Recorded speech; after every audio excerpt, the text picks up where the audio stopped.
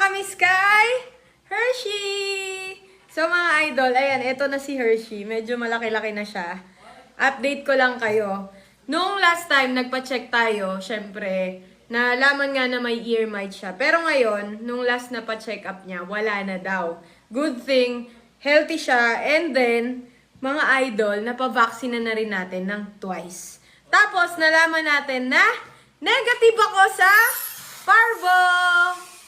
So, healthy siya mga idol. So far, malakas siyang kumain. Yung last time na pa-check natin, 2 kilos lang siya. So, ngayon, kakapa-vaccine lang niya. So, 2 days ago, mga idol, nagpa-vaccine siya. Negative siya sa distemper and 4 kilo na siya. So, 4 kilos, 2 kilos yung nadagdag agad. Sobrang healthy nito and sobrang takaw. Tapos, sobrang lambing.